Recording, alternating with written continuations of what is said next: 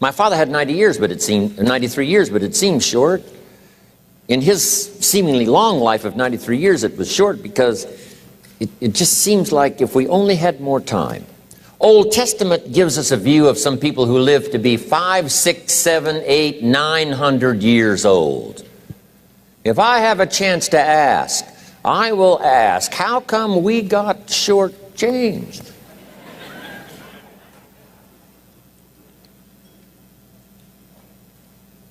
Wouldn't that be a good question if you had a chance to ask?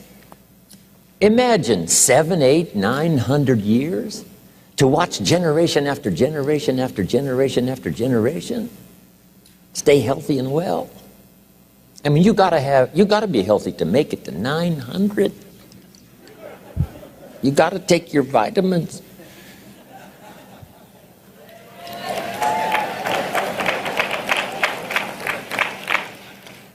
I'm pushing the Bible, I'm pushing vitamins, I'm doing good today. So, the key is time is precious. Now let me give you Bill Bailey's description of time. Life is not just the passing of time. Life is not just the passing of time. Life is a collection of experiences, their frequency,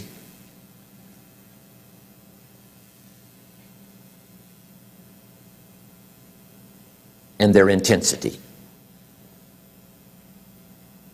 Life is not just watching the clock tick away.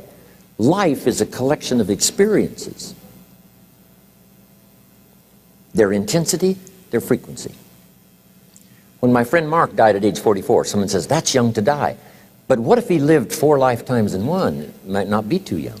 So here's whatever the span of your life turns out to be, here's what you want to fill it up with: experiences and the intensity of those experiences.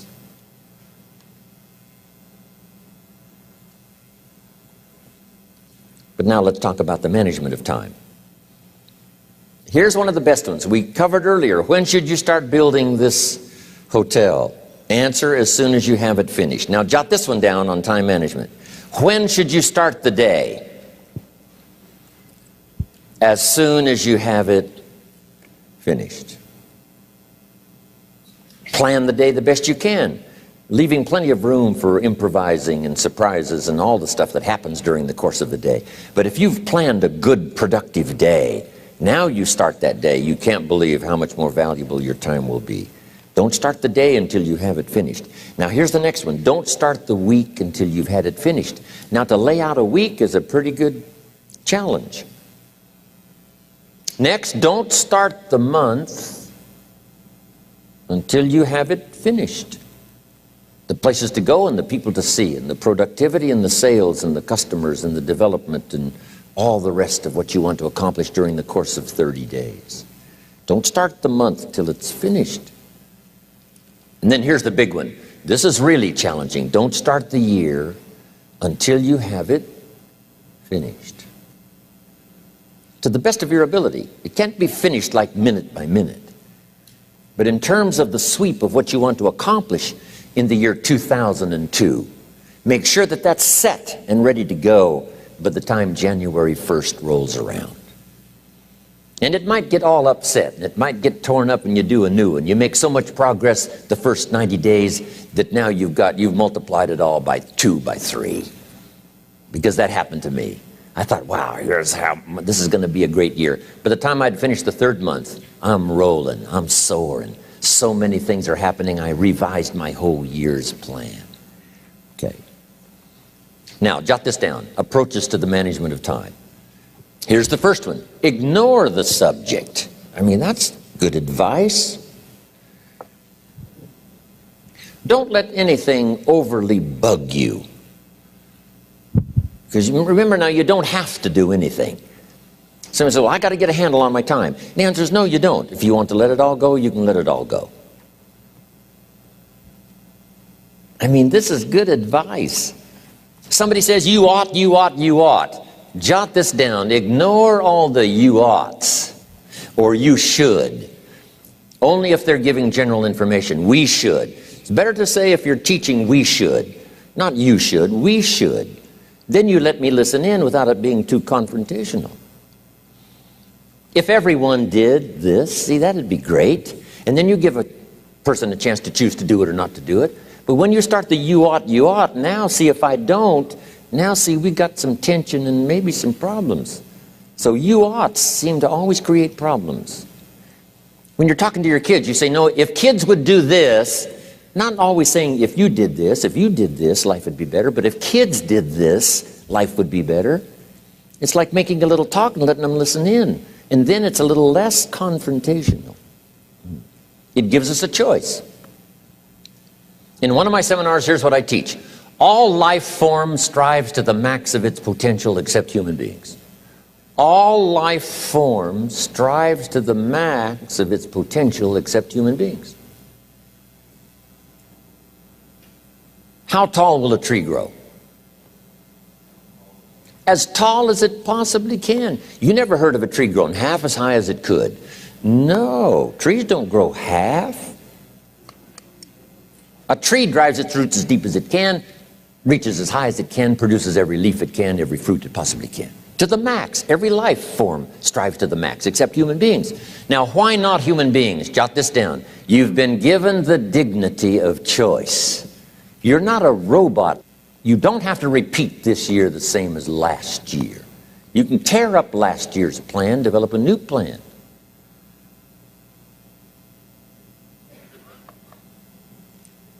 So, the dignity of being a human being. Now, here's the choice on being a human being. To be part of all we were meant to be, or to be all. To strive for all, or half, or part, or some. The choice is up to you. To develop one skill or 10 skills. Someone says, well, I'd be happy with just one more language. Well, some say, hey, I'm going to learn 6 or 7. And this is all a matter of choice. And when someone says, no, you ought to learn 4, you've got to resist all that. Because this is personal dignity. And you don't want to destroy someone's dignity by doing all the oughts, and then they feel reluctant to do it. Now we've got problems. So if you want to, just ignore this subject on time management. Now here's the next one. Step down to something easier.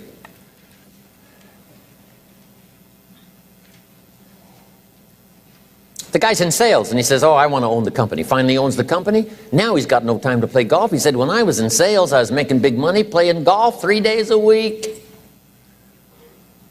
Heck with this owning something. Heck with managing. My life was never my own after I started to manage. I'm going back to sales. See, this is the key. If you're getting too pressed, you might consider stepping down to something with a little easier time pressure. Little girl says to her mother, Daddy comes home, brings his briefcase and pats me on the head and says hello, disappears and works on his papers. How come my daddy doesn't play with me? And her mother said, look, your daddy loves you very much, but he's so busy at work, he can't get it all done, he has to bring it home. He loves you, but that's why he can't play with you. And the little girl said, why don't they just put him in a slower group? So, jot this down now. If you don't have time for your kids, you might consider joining a slower group. Remember when I said some things I went for cost me too much? So reconsider. Next key to time management, and that's work longer and harder. But see, there's a limit to that. I almost lost my health the first year. I went so crazy about personal development and achievement. I just went bonkers. You know, I told you I was skinny, but at the end of that first year, I was a walking shadow. And then it suddenly occurred to me, what if I got rich and too ill to spend it? I mean, that was a shocker. So I started, developing a little more reasonable. Because I said, if 12 hours won't do it, I'll work 14. If that won't do it, I'll work 18. I mean, how many hours it takes. And sure enough, it cost me too much. So see, working longer and harder for some might be appropriate. If you're just sitting around not doing that much, this might be good, work longer and harder.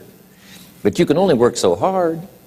Here's the key, not to work harder, but smarter. When you've worked as hard as you can, doing the best you can in terms of physical output in the time, reasonable time.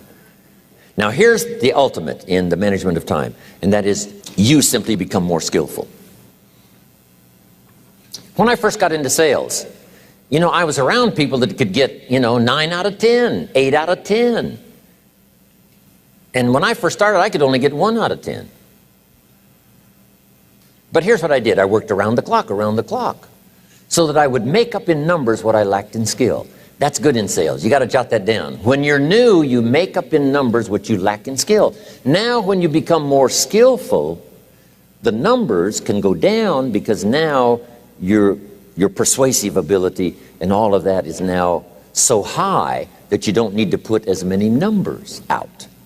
But at first, if you want to compete or if you want to really get good, you've got to put in the numbers. But if you get more from yourself, develop more of yourself, now the time management becomes an easier task. Now here's the next thing. Either you run the project or it runs you. I've found out when you start something, at first you're in charge. All of a sudden, a year later, it's in charge. Some of the companies I started, I'm telling you, I'm in control. A couple of years later, I'm out of control. At first, I've got it on the run. 2 years later, it's got me on the run. Haven't got enough time. I'm dizzy with trying to get it all done.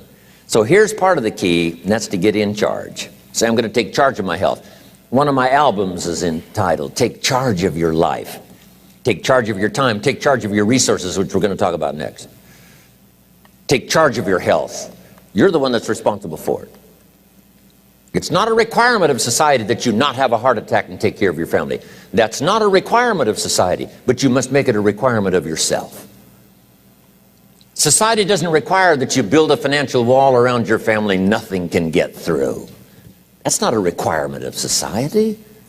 It's a requirement you impose on yourself to build a financial wall around your family nothing can get through.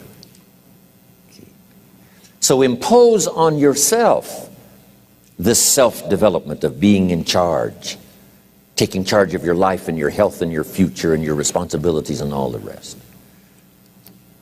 Next, reasonable time is enough time to achieve all of your goals. Just jot that down. Reasonable time is enough time. I had to learn that. Reasonable time is enough time. Here's why. It's not the hours you put in, it's what you put in the hours. If you start depositing greater ideas into the hours you've got later than now, I'm telling you, later you can't believe the productivity that will flow. The ideas you can't think of now, a year from now, they'll start to flow. And when you deposit those ideas in the hours you've got, productivity multiplies by 2, 3, 5, 10. Next, time management essential. We've already covered the first one, a written set of goals. And then do priorities on your goals. What's important this week? What's important this month? Here's the next one. Often review. Just go over your goals to make sure that your list is working for you. It's got you inspired. It's got you turned on.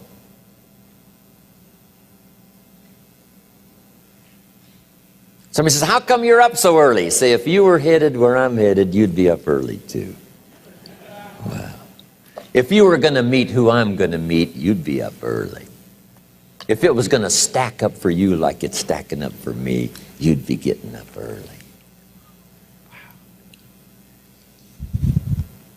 Here's some more time management essentials. Learn to study what we call majors and minors. You pick up the phone. Here's what you must say when you pick up the phone. Is this a major conversation or a minor conversation? If it's minor, a few pleasantries and you're done. If it's major, maybe you've got to make a few notes. So here's the next one. Important conversations, make an agenda before you make the call. Just jot down a little agenda. It's so easy now to just talk out of your head. Did you ever hear a conversation end like this? Let's see, there was something else. See, you don't look that swift. I can't think of it right now. I'll call you back. See, you look a little incompetent. Let's see, there was something. It escapes me right now. Really? So have you got this now? Make an agenda before you make a call if it's an important call. Now later that saves you all kinds of stuff. You call John in, the salesman, say, John, remember those 4 things we went over? He said, no, we didn't talk about that. And then you pull out your daytime or whatever, and there's the list you made when you made the call. He said, oh yes, seems like I do remember. And you've got him with your list. If it's just, salespeople especially can talk you out of what's in your head. It's true. No, we didn't talk about that. And if you don't have a little proof, I'm telling you, it's gone.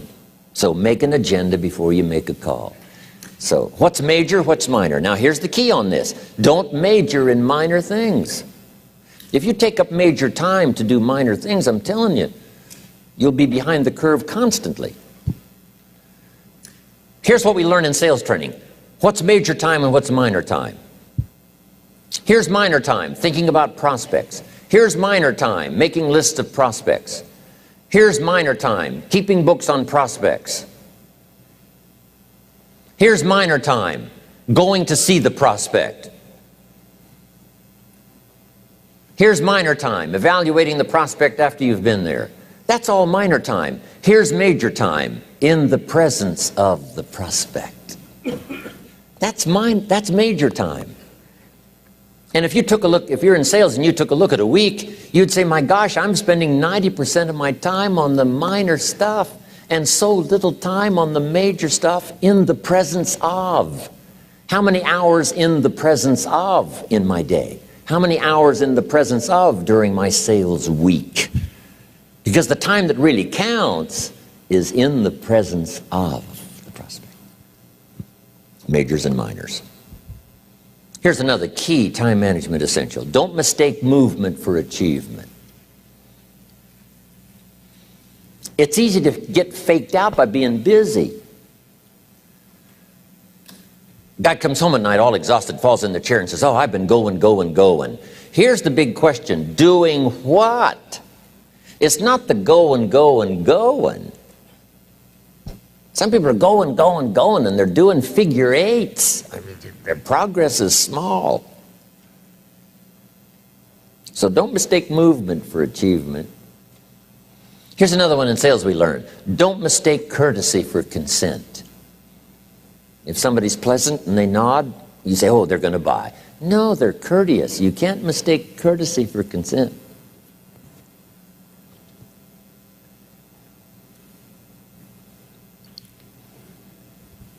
Now here's a big one, concentration.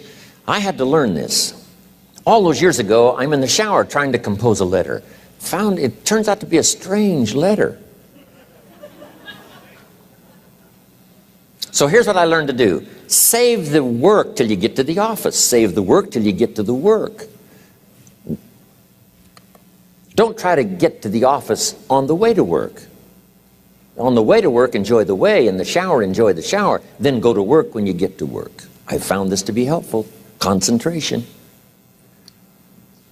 Here's another big one. Learn to say no. I'm telling you, in such a social society we have now, it's so easy to try to be a nice person saying yes, yes, yes to everything. Find yourself overloaded. Now you got to call and make the, well, gosh, you know, all the time it takes to back out of something that you said yes to too quickly. Here's what might be better. I don't think so, but if that changes, I'll call you. Little things you can use not to overcommit yourself. My friend Ron Reynolds says, don't let your mouth overload your back. It's a good one. Now here's a big one on time management. When you work, work. When you play, play. Don't mix the two. Don't work at play. I used to take my family to the beach and I would bring my briefcase.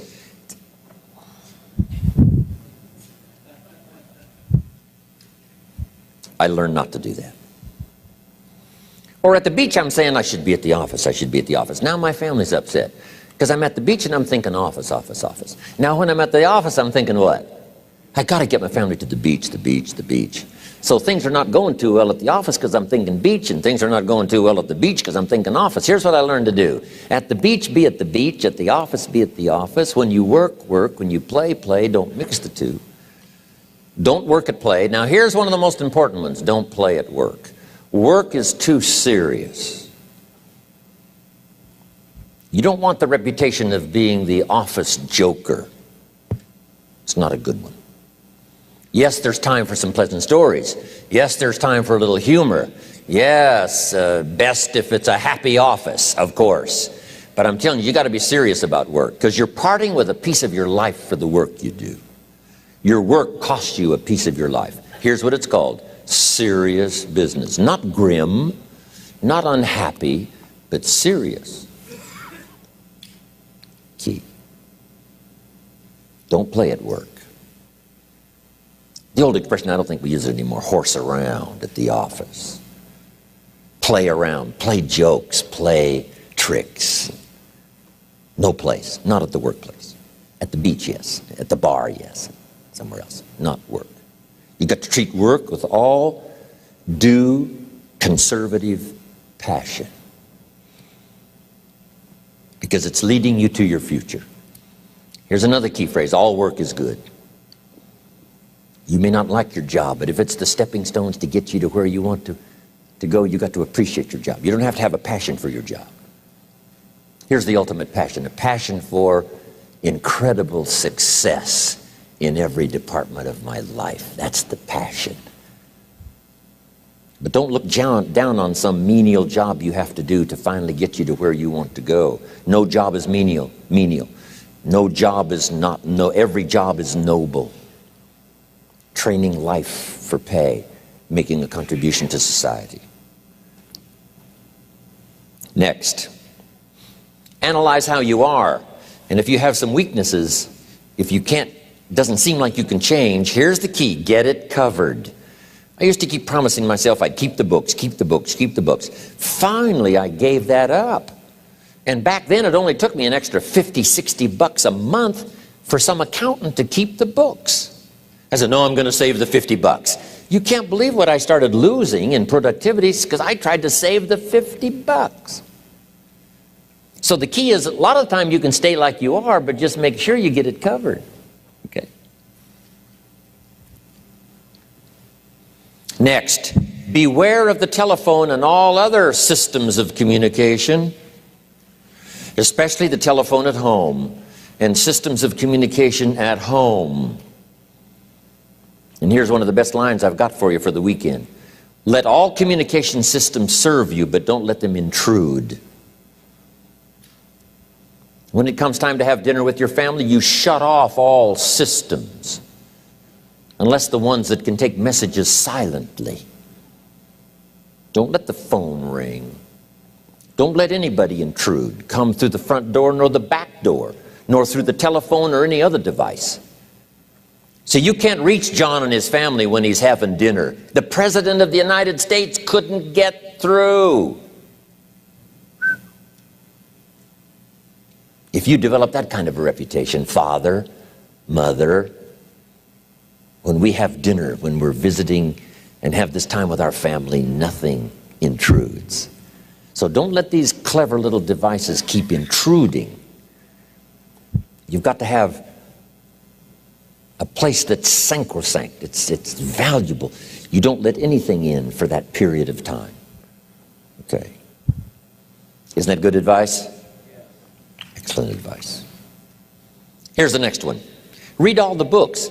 You know, I've only got a few notes here on time management, but if you've got some particular challenges, you run a big organization, a big corporation, you've got some challenges, there's plenty of books. Now, here's what's next. Just be more alert to the things that might be stealing your time. Here's why. Time is like capital. You can't let someone steal your seed corn. You can't let someone steal your capital. And you can't let someone steal your time. You must designate your time. And some of the time that you designate, you must not let anyone steal. Casual time, you might let someone intrude and steal a little bit and take a little bit, but not serious time. Key. Next, one of the great time management savers is to learn to ask questions up front. Sometimes you talk to somebody for an hour, and then you ask questions and find out if you would have asked those questions up front, you could have saved yourself an hour. Asking questions up front helps you to get to the problem now. But if you just launch into some discourse, you might waste 30 minutes, waste an hour, when here's what you should have been talking about. After you finished an hour, you say, John, what's really the problem? He said, well, it's something personal. See, that's what you should have been talking about this whole hour. Key. Next, learn to think on paper. Now we're going to take a break. Some ways to think on paper. One, we've covered one. Solving problems. Take it out of your head and put it on paper. Another one is setting goals. Making these lists we've already started. Here's another good way to think on paper. It's a projects book. Each person you're working with and each project you're working on, get a loose leaf binder and a tab and some pieces of paper behind the tab, and do a little continual summary of how it's going between you and that person and between you and that project. I call it a projects book. It is so useful to me. But what's going on between you and this person? When you last got together, what did you talk about? And you got a few notes there. Here's what we talked about the last time we got together. Now when you get together again, you can review that so you'll know better what to talk about. When the president gets ready to travel and he's going to meet some important people, guess what they bring him? All these briefing books. Right? The last time you were with Khrushchev, Kennedy is informed. Here's what he said and here's what you said. Kennedy said, oh, that's valuable. I need to remember that. If a person is important, it's worth a little running account. You might even have a projects book for your children. Here's what's happening between me and my child. We've talked about this and we've talked about this and we've talked about this.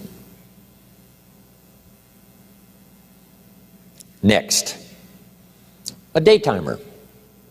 Keeping track of all of your appointments. You know, mine is all filled with, when to catch an airplane and when to do a seminar and when to sit down and have a conference, all the rest. Next is a game plan. If you've got a house and the, insurance is going to come due and some other things are going to come due, you just put it on a spreadsheet and make sure it's taken care of. Key phrase, take things out of your head and put them on paper. And the key is to just experiment with different ways that helps you to do that. Now here's the last one, thinking on paper, and that's to keep a journal. One of the things I'm known for around the world, have been now for 39, 40 years, is keeping a journal. Now my journal is not a, it's not necessarily it's not like a diary. It might be part diary. I'm flying over Ireland and I write down a few little things that impress me. Today I met this person. Wow, what an extraordinary event. Today I conducted this seminar in Rome. 1,000 people stood up and sang for me. I've got a little bit of a diary in there. But here's what primarily your journal is for. Collecting good ideas. A journal is to collect good ideas on your health, good ideas for your business, good ideas for your future, good ideas for time management. Because I used to take notes on pieces of paper and torn off corners and backs of old envelopes and restaurant placemats. And I threw all this stuff in a drawer. It did not serve me well. I finally learned to get a bound copy, right? And just keep a journal, right? If I was here, I had my journal, I'd be taking notes, right? These 2 days in my journal. Now, if you're caught without your journal, you just take the notes when you get back home. You put those notes in your journal, throw the paper away. Because we don't usually go through paper to review. But see, my journals now make up a significant part of my own library. My journal's all reserved privately for my children and my grandchildren. Can you imagine what I've collected over the years? It's unbelievable. There are 3 treasures to leave behind. I think you've already got those notes, right? Here they are. Number 1, your pictures. Don't leave the event unrecorded. It takes only a fraction of a second to say, here's who I was with. When I travel the world, right? We take all these pictures, and here's one of the gifts. People send me the pictures they took of me and them. It's part of the treasures I have on the farm. Incredible. A picture's worth 1,000 words to describe the scene, the emotion, what happened. Say, wow, this was an extraordinary day for me when I met these people. Here's what they told me happened to them when they went to my seminar 10 years ago. Wow, the drama comes back if you've taken the pictures. It's one of the treasures to leave behind when you go. Remember the old photographs that we have now of, 100 years ago, 70, 80 years ago, just a few photographs? What would it be like if you had thousands of photographs of the past, of your history, your mother, your father, right? Grandparents? So change all of that now for your children. Leave all your photographs as a record. Here's what's next to leave behind, and that's your library. The books that changed your life, the books that changed your health, the books that rescued you from oblivion, the books that you passed on to other people, they were so exciting for you, the books that made you financially independent, the books that developed your leadership, the books that gave you wisdom to ponder when things were tough, the books that got you through the winter, the books that helped you to plant in the spring and harvest in the fall. What a treasure to leave behind. If you do that, here's what's for sure. Your books will be more valuable than your furniture. Wow. Now the third treasure to leave behind is your journals. The notes you took that helped you to live life as you lived it. Long after you're gone, a treasure that children, grandchildren, great-grandchildren will find so fascinating. They may use it to help guide their own